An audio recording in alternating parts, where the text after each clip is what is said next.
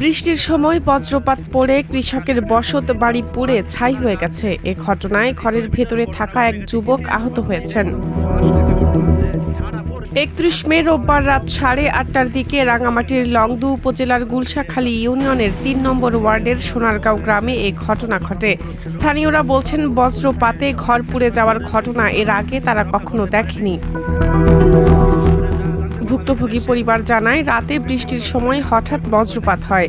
বজ্রপাতের সময় ঘরের ভেতর পরিবারের এক সদস্য ছিলেন। পরিবারের অন্য সদস্যরা পাশের ঘরে ছিলেন। বজ্রপাতের আগুনে ঘরের ভেতর থাকা সার, কীটনাশক, তেল, আসবাবপত্র সহ প্রায় 2 লাখ টাকার মালামাল পুড়ে গেছে।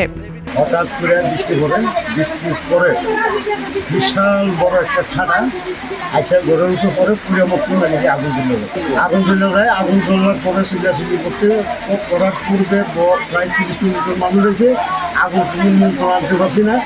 এবং ঘরের ভিতরে আমার সারের বস্তা ছিল, তারপরে খাট ছিল, তারপরে আপনার ওই তেল ছিল প্রায় 17 লিটারের মতন, তারপরে টাঙ্কি ছিল তেলের, সমস্ত কিছু খাট পালক যা আছে সব লংদু ফায়ার সার্ভিস স্টেশনের দায়িত্বরত এক কর্মী বলেন, বজ্রপাতে বসত বাড়ি পুড়ে যাওয়ার খবর তাদের কাছে পৌঁছায়নি।